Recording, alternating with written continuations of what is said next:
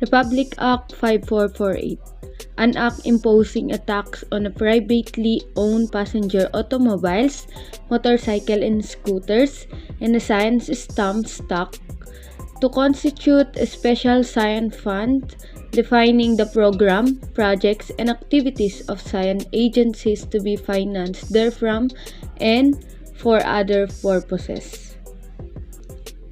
So, sinasabi dito sa act na ito ay isang akto na nagpapataw ng buwis sa mga pribadong pag-aari ng mga pasahero. Tulad ng mga sasakyan, motorsiklo, ganun guys. And isa itong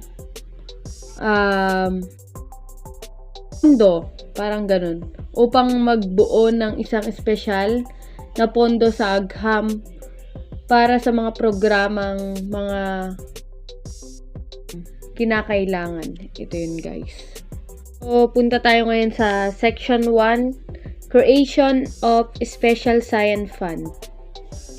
Sinasabi na guys na there is hereby created a special science fund, hereafter referred to as the fund, to be constituted from the proceeds of the taxes imposed in Section 3 and 4 of this Act to promote scientific and technological research and development, and for the expenses of science agencies to carry out their functions, duties, and responsibility, as well as the undertaking of legislative studies and observation on incentives, policies, and the funding schemes of scientific and technology bodies abroad. So let's move forward to Section 2, titled Expenditure of the Fund Subject to Congressional Action.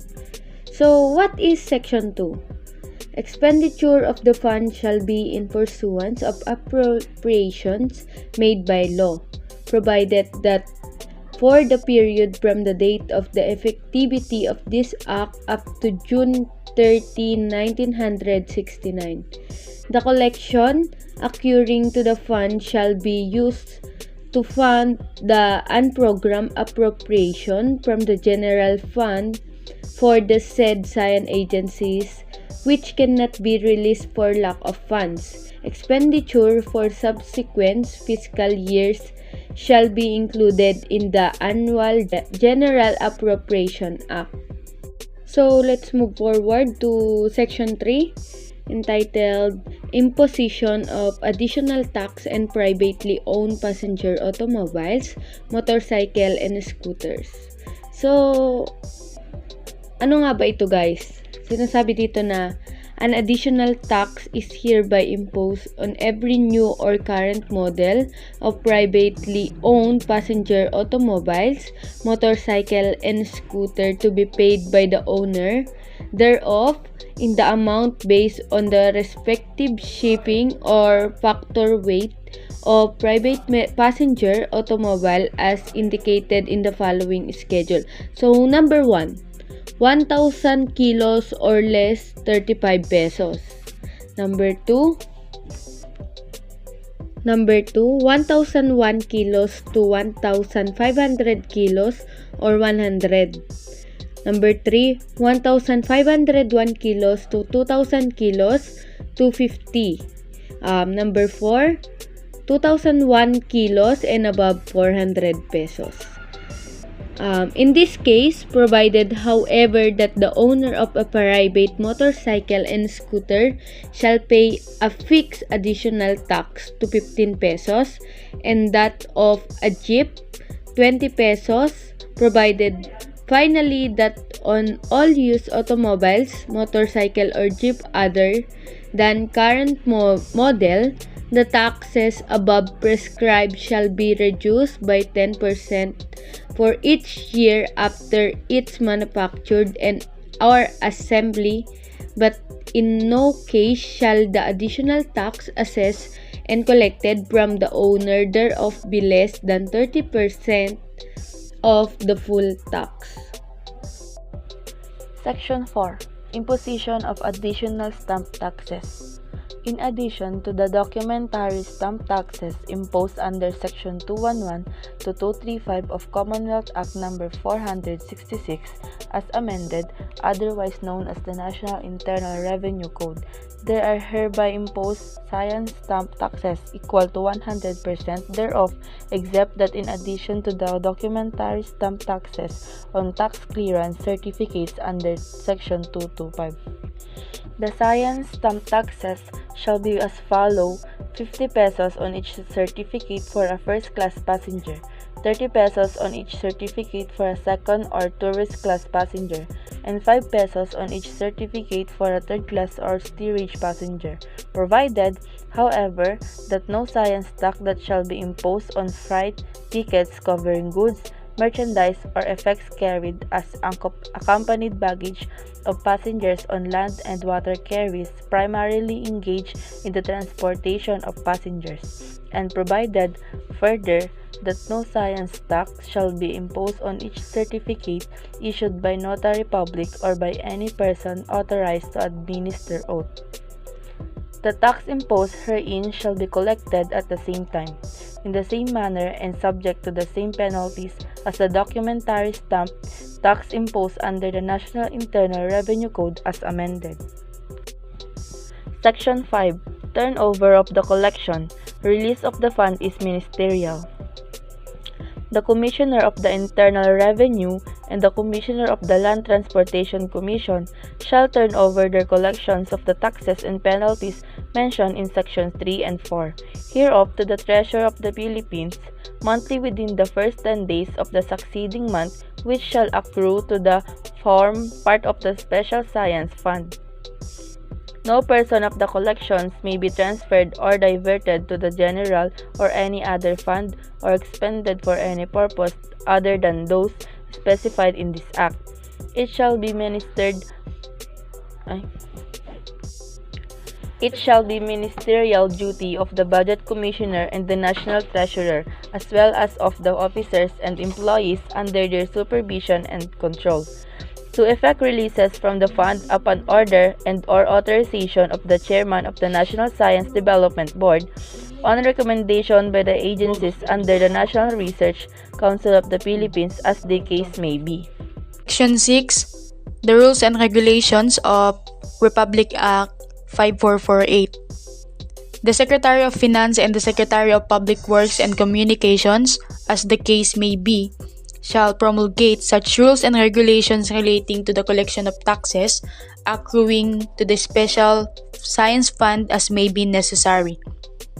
The Chairman of the National Science Development Board and the Chairman of the National Research Council of the Philippines may also promulgate such rules and regulations as may be necessary for the effective implementation of this act, including the adoption of an appropriate design for the science stamp. So, for the effective implementation of RA 5448, the Chairman of the National Science Development Board and Chairman of National Research Council of the Philippines are the one who's in charge in disseminating those rules and regulations in this Republic Act, and the Secretary of Finance and Secretary of Public Works and Communications are the one who disseminate the rules and regulations in connection to the collection of taxes that will benefit to the special fund of science stamp tax. So let's proceed to Section 7, which is the annual report. The Chairman of the National Science Development Board and the Chairman of the National Research Council of the Philippines shall each submit within 15 days from the opening of the regular session of Congress to the President of the Philippines and to the presiding officers of both houses of Congress, and an annual report which shall include an account of the programs, projects, and detailed expenses undertaken pursuant to his act, which shall be incorporated in their respective annual reports. So, sinasabi sa Section 7 of RA 5448 na sa bawat pagsisimula ng session of Congress ay kailangan mag-submit ng Chairman of the National Science Development Board and Chairman of the National Research Council of the Philippines within 15 days. And yung mga report na yun or yearly report, dapat nakatala doon kung saan nila ginagamit or saan napupunta yung mga pondo na nakukuha nila sa mga taxes like sa mga privately owned passenger automobiles, motorcycles, and scooters. And dun sa mga ibang tax na nakasaad dito sa RA 5448. So, kailangan nilang i-include yung mga programs na pinagamitan nila ng fund, projects, and dapat detailed yung expenses na nakasaad sa report nila. And next is Section 8, which is the duration of the fund. So, the proceeds of the taxes imposed in this act shall, to the extent specified therein, constitute the fund, provided that after 5 years from the effectivity of this act, the taxes herein imposed shall accrue to the general funds unless otherwise provided by law. So, sinasabi sa Section 8 of RA 5448 na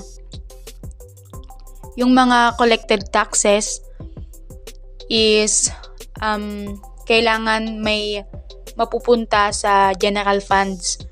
And yung mga nalikom na yun is the duration from the effectivity of the RA 5448 within 5 years.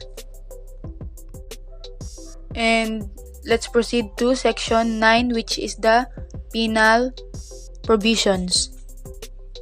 Any person who fails or refuses to turn over collections of the taxes mentioned in this act within the period fixed in Section 5 hereof, or who delays, obstructs, or prevents the same, or who fails, refuses to effect releases from the fund, or who delays, obstructs, or prevents the same, or who orders, causes, or effects the transfer of diversion of the collections of this fund shall be punished with a fine not exceeding 10,000 pesos or imprisonment not exceeding 6 years or both in the discretion of the court.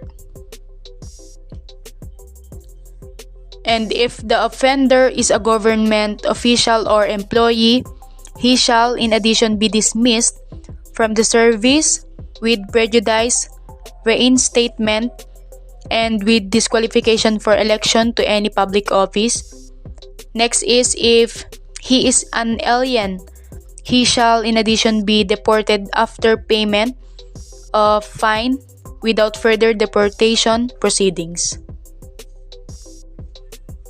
So, paragraph 1, section 9 of Republic Act 5448, sinasabi dito na any person na mag-failed or mag-refuse na mag-turn over ng mga collected taxes under RA 5448 will be punished, and yung mga punishment like a fine of not exceeding 10,000 pesos, and also yung punishment na imprisonment does not exceed in 6 years, or maybe yung dalawang yun yung matanggap nilang punishment.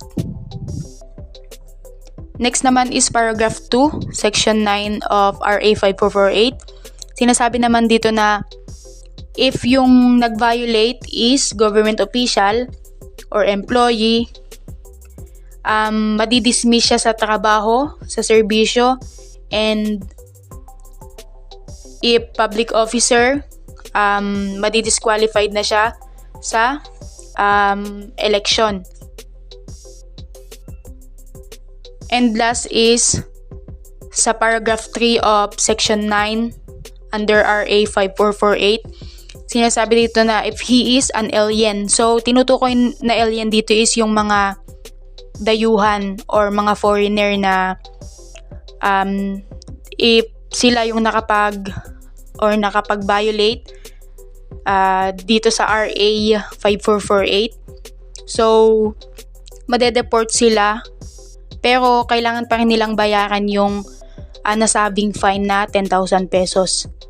And easily deported sila from sa bansa na nakapag-violate sila nung RA na yun.